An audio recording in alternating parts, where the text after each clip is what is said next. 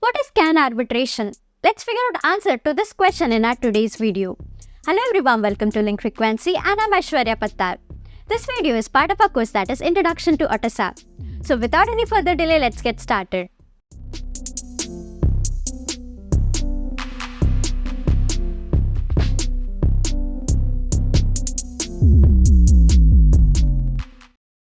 When a node on the CAN bus wants to transmit a message, then it checks for the bus to ensure that no other node is transmitting. If the bus is idle, then the node begins to transmit its message.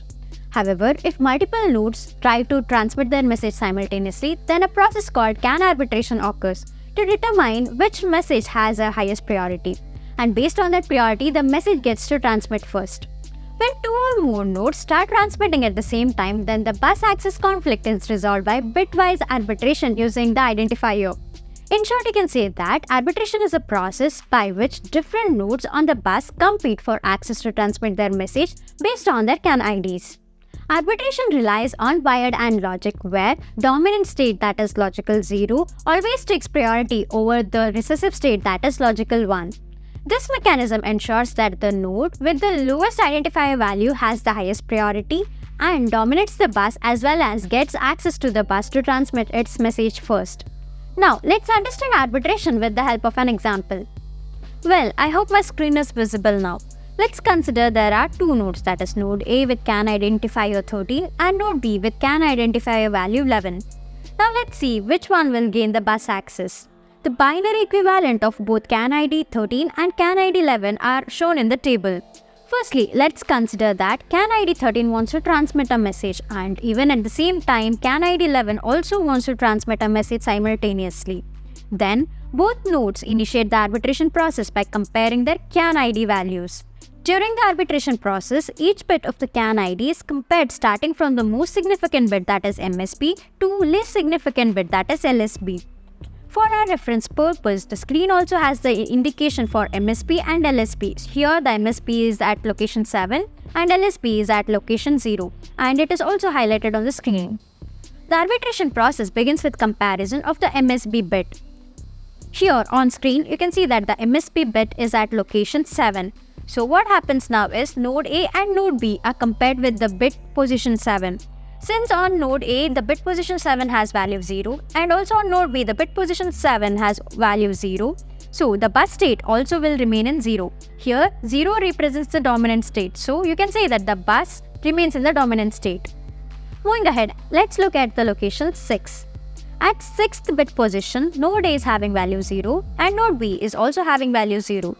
So overall, you can say that the CAN bus also remains in value 0, that is in the dominant state. And none of them have the access to transmit their message completely. Moving ahead, let's look at the bit location 5. Here you can see that node A is having value 0 and node B is again having value 0. So overall the bus state also will be in 0. Moving on, let's also look at the bit position 4. At 4th location you can see node A is still having value 0 and node B is also having value 0.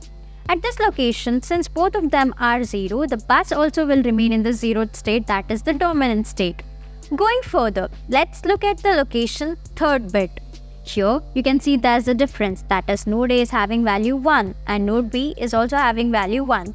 Since both node A and node B is having value 1, the bus is driven to value 1, that is the recessive state. Moving ahead, let's compare at the bit location 2nd. At this location, you can see node A is sending value 1 and node B is sending value 0. Here, you could observe that node B is having the dominant value. So, the bus state will go to the dominant state.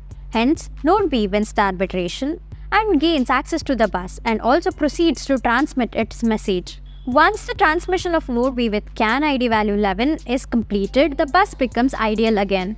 Now, node A with CAN identifier value 13, which had lost the arbitration before, can attempt to transmit its message once the bus is idle. So in this scenario, you could see that the node B with CAN identifier value 11 wins the arbitration process due to its lower binary value in the bit comparison, which means that the CAN ID with the lowest value has the highest priority and gains access to the bus to transmit its message. In short, you can say that lower the identifier value, higher is the priority.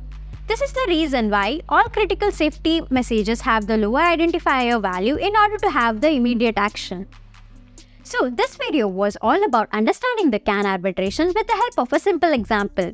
Thank you so much for watching the video content. If there are any queries related to the video, you can surely comment down in the comment section. Until we meet on our next video, happy learning. Tune yourself to make a difference.